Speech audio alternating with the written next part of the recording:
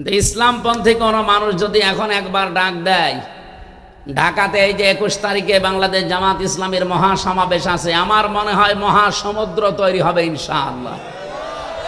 আমিরে জামাত ডক্টর শফিকুর রহমান হাফিজাহুল্লাহর ডাকে 21শে জুন বাংলাদেশে এর চাইতে বড় সমাবেশ কেউ দেখাতে অন্তত পারবে না।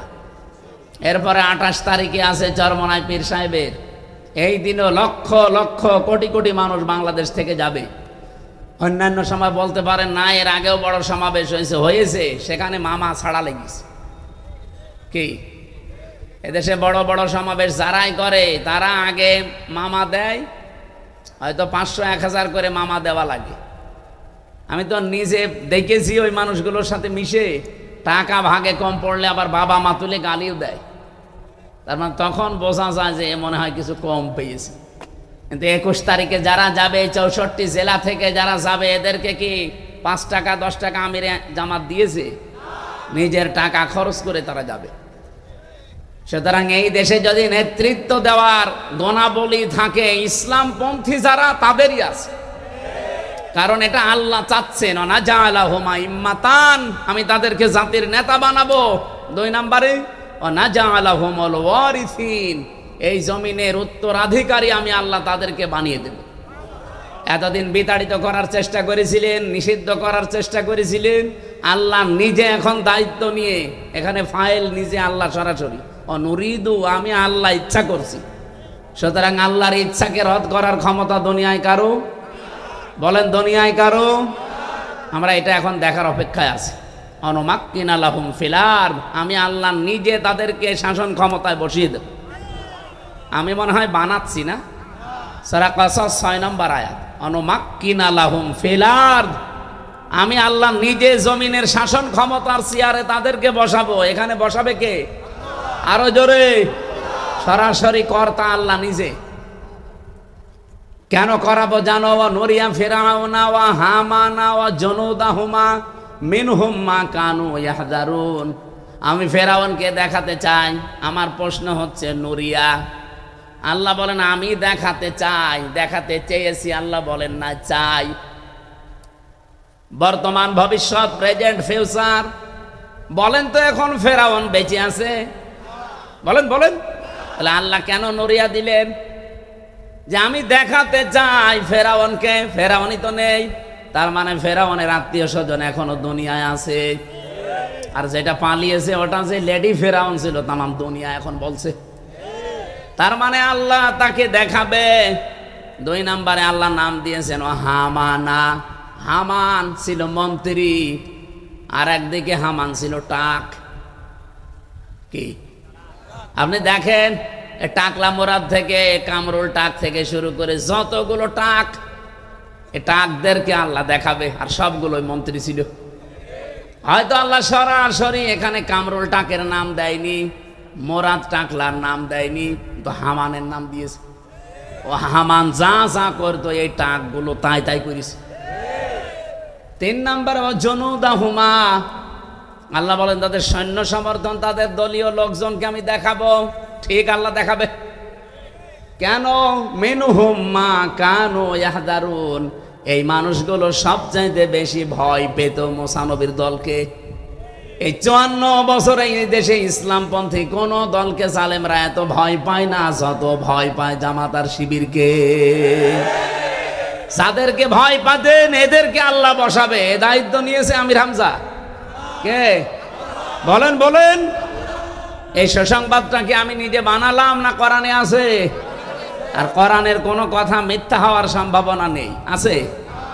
আল্লাহ অবশ্যই এটা সত্যে পরিণত করবেন বলে আমাদের 100% বিশ্বাস আছে। আর সেই আশায় এখন আমরা আছি ইনশাআল্লাহ। আজকে লন্ডনে বৈঠক হওয়ার পরে দেখছি একজনের মুখে শুধু ইনশাআল্লাহ, আলহামদুলিল্লাহ, সুবহানাল্লাহ, হবেই হবে ইনশাআল্লাহ, এই কথা বলছেন। কি গো, আল্লাহ বলে একজন আছে তাই বিশ্বাস করে না অনেকে, কিন্তু হঠাৎ করে এর মুখে খালি সুবহানাল্লাহ, ইনশাআল্লাহ, আলহামদুলিল্লাহ দোয়া করেন। এই কথা এত বারবার মুখে আসার কারণ কি? তার মানে এর ভেতরে কোনো কারণ আছে। সবাই জানতে পারে এই দেশে যে ইসলামের দোহাই দিয়ে এতদিন পট্টি মাথায় দিয়ে পর্যন্ত অনেকে ধোঁকা দিয়েছে। এখন আর মানুষ ধোকা খাবে না। কেন? কারণ এই জাতি এখন আর ডাইল খায় না, এখন আর বাবা খায় না। ডাইল বাবা যেখান থেকে আসবে সে রাস্তাগুলো বন্ধ হয়ে গেছে। কি পুলিশ এসেছে, আপনি পুলিশের কাছে কানে কানে যে জিজ্ঞাসা করেন যে এই দেশ থেকে তামা, সোনা, রূপা, লোহা এগুলো সব পাচার হয়ে যায় দস্তা, আর দাদার দেশ থেকে আসে ডাল বাবা। ডাল মানে তা মসুরের ডাল আসে না, কি ডাল? ফ্যান্সি ডাল। আমি একবার ওই যে যখন বিশ্ববিদ্যালয়ে ছিলাম ফার্স্ট ইয়ারে 11 সালে, 10 সালের প্রথম দিকে মানে শেষের দিকে থানায় গেছি। আমার প্রথম যত গ্রেপ্তার করে নিয়ে যায়, বের করে যেদিন দিল আমি বলছি দেখছি দুইজনকে পিটাচ্ছে ধরি। আমি সেকেন্ড ওসিকে জিজ্ঞাসা করেছে যে এখানে মারেন কেন? হুজুরের ডাইল খায়। আরে ভাই কোন দেশে আসলাম যে ডাইলও খাওয়া যাবে না? এ ডাইল সে ডাইল না, এ ফ্যান্সি ডিল। এরা ফ্যান্সি ডিল খায়, এরা বাবা খায়। এগুলো আসা বন্ধ হয়েছে এই 10 মাসে। জাতি পোড়াটা চেঞ্জ হয়ে গেছে। এখন আর জাতি মাতাল নেই যে আপনি পট্টি মাথায় দিয়ে হাতে তসবিহ নিয়ে উল্টা পাল্টা বুঝিয়ে দেবেন আর মানুষ বুঝে ফেলবে। কে কথা বোঝেন? জাতি এখন ভেবে চিনতে সিদ্ধান্ত নেবে, ইনশাআল্লাহ। কোন ষড়যন্ত্রে আমরা পা দেব না।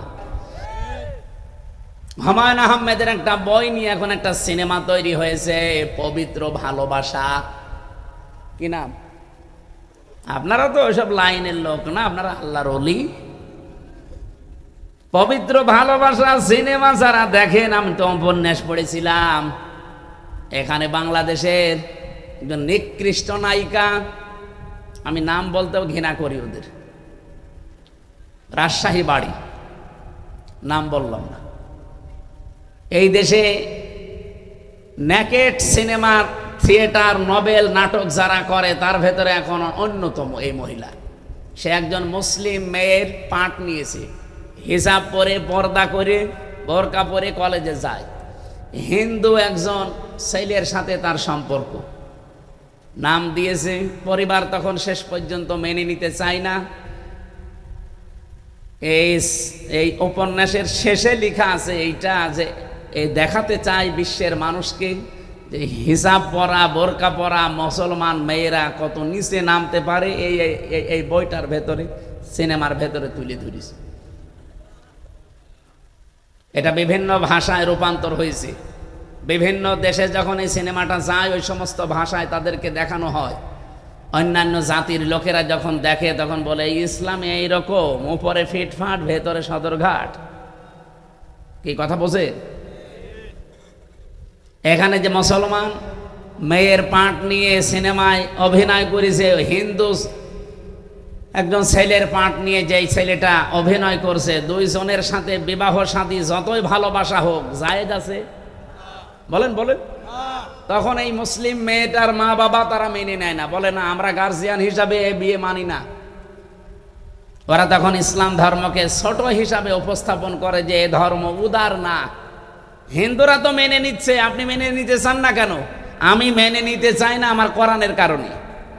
ওয়ালা তানকিহুল মুশরিকিনা হাত্তা ইউমিনু, যতক্ষণ একজন মুশরিক মুসলমান না হবে, ঈমান না আনবে, কোনো মুমিনা নারীর জন্য তাকে বিয়ে করা যায় না। অথচ আমার এই দেশে যারা দায়িত্বে ছিল পূর্বে, বহু মানুষের ছেলে, বহু মানুষের বোনের ছেলে মেয়ে, তারা এমন এমন মানুষের সাথে বিয়ে করেছে যাদের বিয়েই যায় না। বলেন,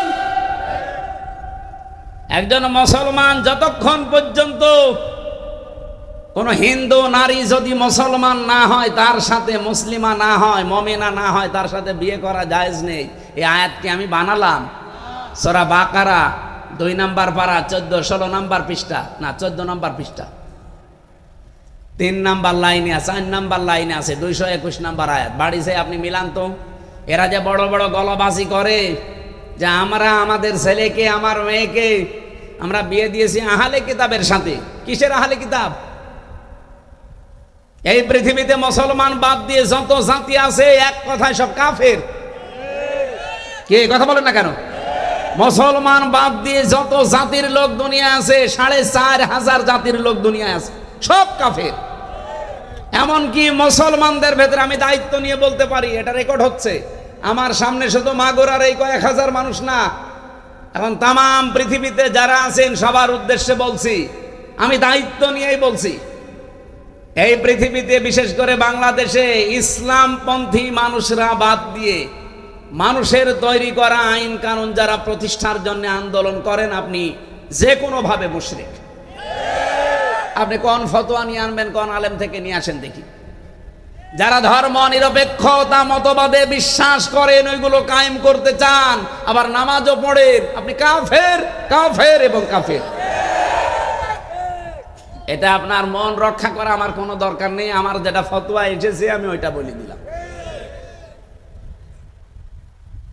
আপনি কি রাগ করলে? বলেন তো, আমার 33 বছরে, ওনার 60 বছরে বা 50 বছরে আমরা 50 মন গোনা করেছিলাম। কিয়ামতের দিনে 50 মন ওনার মাথার উপরে আল্লাহ যদি চাপিয়ে দেয়, আমার 33 মন যদি গোনা চাপিয়ে দেয় তো বিচার শেষ। কিন্তু কিয়ামত আসতে আসতে আমার বোঝা যদি 33,000 মন হয়ে যায়, এরকম হবে না? এই পবিত্র ভালোবাসা নামে যে উপন্যাস আপনি লিখে চলে গেলেন, আপনি তো মরে গেছেন, কিন্তু সিনেমা হয়েছে, এই সিনেমা বিভিন্ন দেশে চলছে, কত মানুষ ইসলাম সম্পর্কে খারাপ ধারণা করছে, মুসলিম মেয়েদেরকে নিয়ে উল্টাপাল্টা মন্তব্য করছে আপনার এই লিখিত বইয়ের কারণে। আপনি মরে গেছেন কিন্তু বই তো মরেনি। বলেন বলেন, যতদিন পর্যন্ত এই সিনেমা চলবে, এই বই থাকবে, যত মানুষ দেখবে, পড়বে, খারাপ হবে, ইসলাম সম্পর্কে, মুসলিম মহিলাদের সম্পর্কে খারাপ ধারণা করবে, কবরে বসে বসে আপনার ওই বোঝা পাড়তেই থাকবে। আপনি হয়তো 80 বছর বয়সে মরে গেছেন 80 মন গোনা নিয়ে, কিন্তু কিয়ামতে যখন উঠবেন আপনার গোনা হবে 80,000 মন। এরকম মানুষ বাংলাদেশে নেই।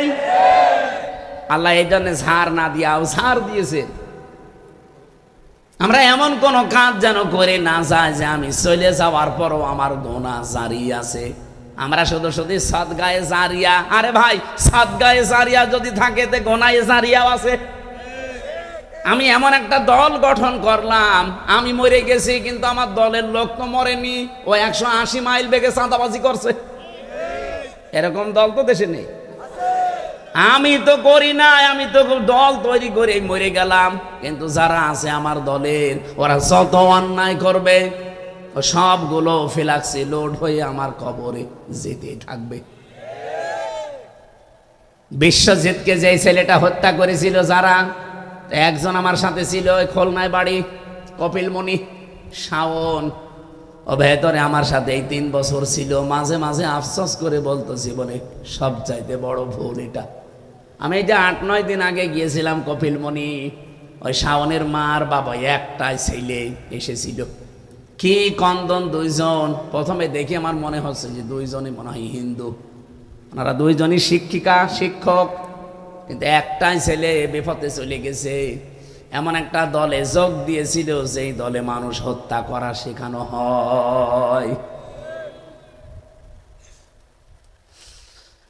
মাগুরাবাসী, এই জন্য আমরা এমন কোন কাজে আঞ্জাম না দেই যে আমি চলে গেলাম কিন্তু আমরা ছাত্র সংগঠন বসে নেই, ওরা চাঁদাবাজি চালাচ্ছে, ওরা মানুষ খুন করা চালিয়ে যাচ্ছে, ওরা এমন এমন মিথ্যা কথা বলে যে এই কথাগুলোর কোনো ভিত্তি নেই। কয়েকদিন আগে এক ছাত্র নেতা, তাও কেন্দ্রীয়, উনি বক্তব্য দিতে গিয়ে বলে ফেললেন ইসলামী ছাত্র শিবির 71 সালে রগ কেটেছে। আর 71 সালে ওরা তো জন্মই হয়নি, ও তো 77 সালে জন্ম। তা আমার জন্ম 77 সালে, আমি 71 সালে রগ কাটলাম কি করে? সামনে বসা মুসলমান ভাইরা, পর্দার আড়ালের সম্মানিতা মা এবং বোনেরা, প্রশাসনের ভাইরা, প্রাণপ্রিয় মাগুরাবাসী, না হচ্ছে না, আওয়াজ বাড়ি খায় না যেন ভাই। দল মত জাতি বর্ণ ধর্ম নির্বিশেষে আজকের এই অনুষ্ঠান, এটা যদিও মুসলমানেরা সাজিয়েছে, কিন্তু কোরআন শরীফ কি শুধু মুসলমানদের? বলেন বলেন, ওয়াইন আহাদুম মিনাল মুশরিকিন আস্তাজারাকা ফাআজিরহু হাত্তা ইয়াসমা কালাম আল্লাহ। হে নবী, যদি মুশরিকরাও কোরআন শুনতে আসে, যদি হিন্দুরা কোরআন শুনতে আসে, আপনি তাদেরকে শোনার ব্যবস্থা করে দেবেন, নিরাপদে তারা শুনে যেন বাড়ি যেতে পারে। আপনি চিন্তা করেন, মুশরিকরা হিন্দুরা কোরআন শুনতে আসলে তাদেরকে নিরাপদে শোনার ব্যবস্থা করে দেওয়া লাগবে। এ নির্দেশ কার? কারণ কোরআনকে আল্লাহ এমন ক্ষমতা দিয়ে দুনিয়ায় পাঠিয়েছে, এ মানুষের মনের পরিবর্তন ঘটাতে পারে। সে ক্ষমতা কোরআনের নেই? প্রথমের দিকে আপনি তাকান, যালিকাল কিতাব লা রাইবা ফি। লা রাইবা ফি বলার আগে আল্লাহ কিতাবের আগে আলিফ লাম দিয়েছে। এই আলিফ লাম দেওয়ার কারণ হচ্ছে কেবলমাত্র শুধুমাত্র একমাত্র একটাই কিতাব আছে দুনিয়ায় যেটা মানুষকে হেদায়েত দিতে পারে। পৃথিবীতে আর কোন কিতাব মানুষকে হেদায়েত দিতে পারে না। আল্লাহ কোরআনকে এই ক্ষমতা দিয়েছেন। আরে কি গো আশ্চর্য তো। এই ছেলে,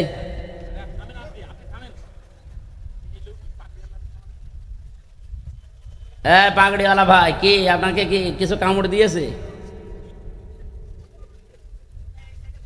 ওনারা এখানে নিয়ে এসে বসান তো, নিয়ে আসেন, 2-3 জন ধরে নিয়ে আসেন এখানে। আসেন এখানে, আসেন আসেন।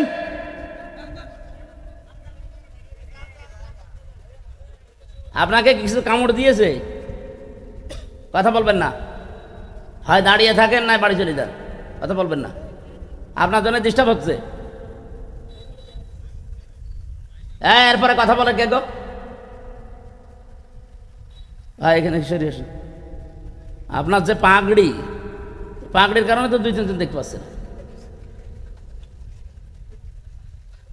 লাদেন পাগড়ি বাইন্দে বসে আছে।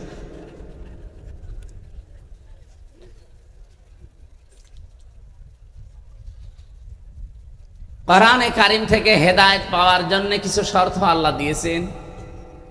সেটা হচ্ছে, প্রথম আপনার মন থাকা লাগবে। মন যদি না থাকে, আমির হামজা না, আমির হামজা বাপ এসে ওয়াজ করলে আপনার কিছুই হবে না। কারণ কোরআনকে আল্লাহ ক্ষমতা দিয়েছেন মানুষকে হেদায়েত দিতে পারে, কিন্তু সবাইকে না। প্রথমেই শর্ত, আপনার মন আগে তৈরি করা লাগবে যে আমি যে কথা আজকে শুনতে যাচ্ছি এ কথা আমার জন্যে। এ কথা কার জন্যে? আমি আজকে সত্যি হেদায়েত পাওয়ার জন্যই বাড়ি থেকে এসেছি। এই যে আমরা আয়াত পড়েছিলাম সূরা মারিয়ামের 41 নম্বর আয়াতের, আযকুর ফিল কিতাবি ইব্রাহিম বা ইব্রাহাম ইন্নাহু কানা সিদ্দীকান নাবিয়্যা। হযরত ইব্রাহিম ছিলেন একদিকে সিদ্দিক আর একদিকে নবী।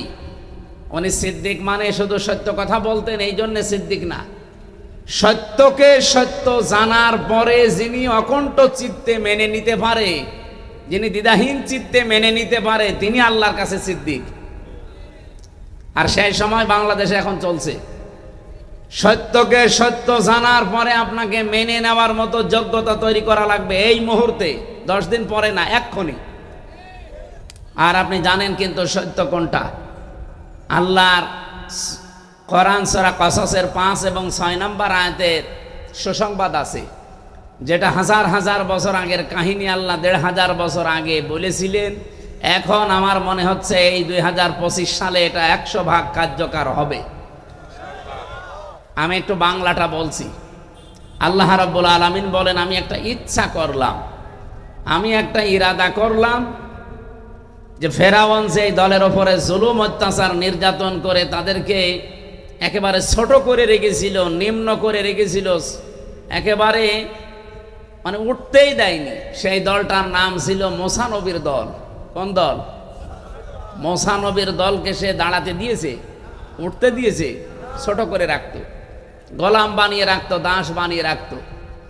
আল্লাহ বলেন, আমি শেষ পর্যন্ত একটা ইচ্ছা করলাম, নুরিদু আন্না মুন্না, আমার ইচ্ছা হচ্ছে আমি একটু মনন করব। মনন মানে অনুগ্রহ করব, আমি দয়া করব, আমি রহমত দেব তাদেরকে। কাদের?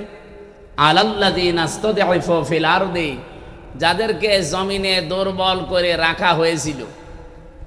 আর আমরা জানি এই কাহিনী যেহেতু মুসা আলাইহিস সালামকে উদ্দেশ্য করে আল্লাহ নাযিল করেছেন, ওই জামানায় ফেরাউন ওই দেশের মানুষকে ছোট ছোট দলে দলে ভাগ ভাগ করে একটা দলের ওপরে খুব বেশি অত্যাচার করেছিল। সেই দলের নাম মুসা আলাইহিস সালামের দল। এ পর্যন্ত কোনোদিন শোনেননি?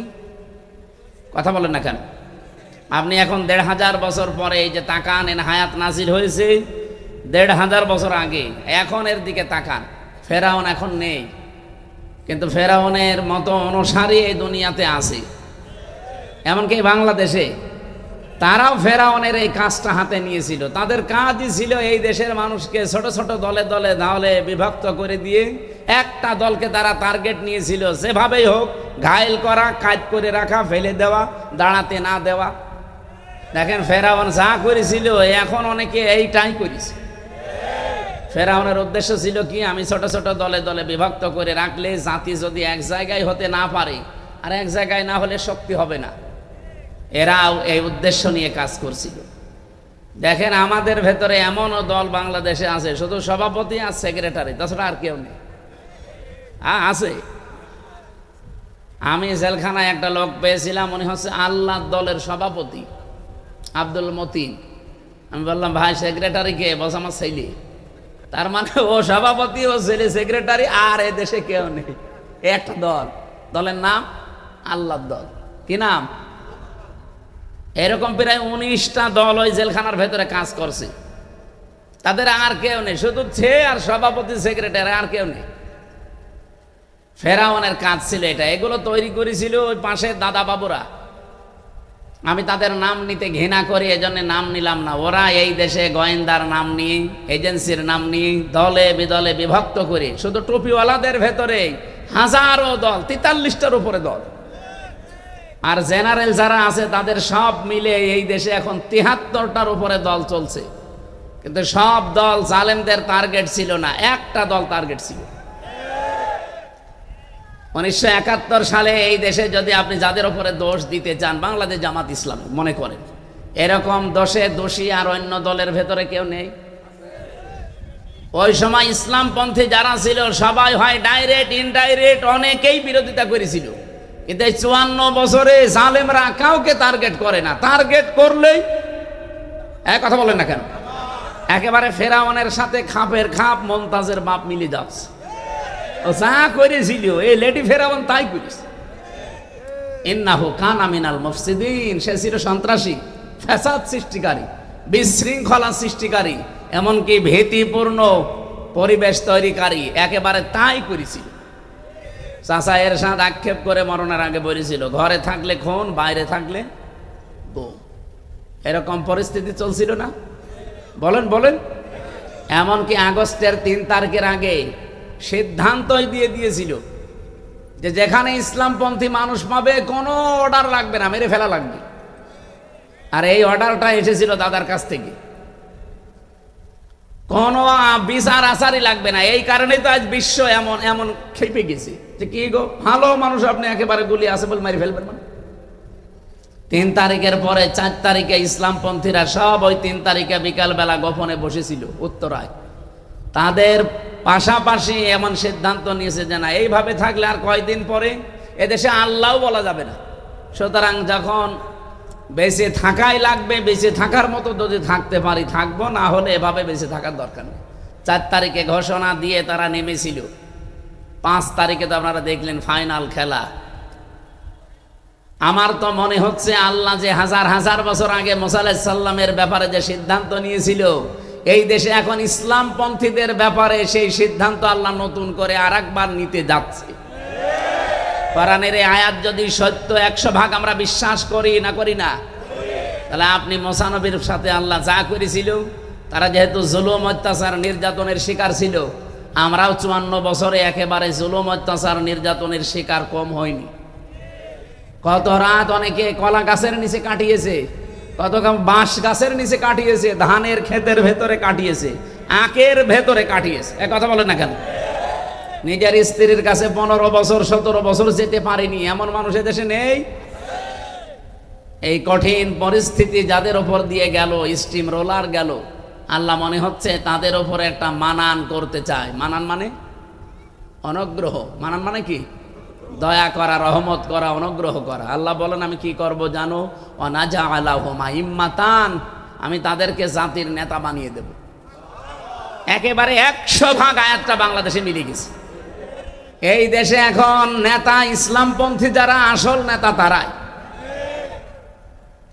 এদেশে যত বড় নাম করা মানুষ হোক, হ্যাঁ কিছু মানুষ হয়তো আবেগে যেতে পারে, তাদেরকে হয়তো টাকা পয়সা দিয়ে নিয়ে যেতে পারে, কিন্তু ইসলামপন্থী কোনো মানুষ যদি এখন একবার ডাক দেয়, ঢাকাতে এই যে 21 তারিখে বাংলাদেশ জামাত ইসলামের মহাসমাবেশ আছে, আমার মনে হয় মহাসমুদ্র তৈরি হবে ইনশাআল্লাহ। আমির জামাত ডক্টর শফিকুর রহমান হাফিজাহুল্লাহর ডাকে 21শে জুন বাংলাদেশে এর চাইতে বড় সমাবেশ কেউ দেখাতে অন্তত পারবে না। এরপরে 28 তারিখে আছে চরমনাই পীর সাহেবের, এই দিনও লক্ষ লক্ষ কোটি কোটি মানুষ বাংলাদেশ থেকে যাবে। অন্যান্য সময় বলতে পারেন না, এর আগেও বড় সমাবেশ হয়েছে সেখানে মামা ছাড়া লেগেছে। কি এদেশে বড় বড় সমাবেশ যারাই করে তারা আগে মামা দেয়, হয়তো 500-1000 করে মামা দেওয়া লাগে। আমি তো নিজে দেখেছি ওই মানুষগুলোর সাথে মিশে, টাকা ভাগে কম পড়লে আবার বাবা মা তুলে গালিও দেয়। তার মানে তখন বোঝা যায় যে মনে হয় কিছু কম পেয়েছে। কিন্তু 21 তারিখে যারা যাবে, 64 জেলা থেকে যারা যাবে, এদেরকে কি 5 টাকা 10 টাকা আমিরে জামাত দিয়েছে? নিজের টাকা খরচ করে তারা যাবে।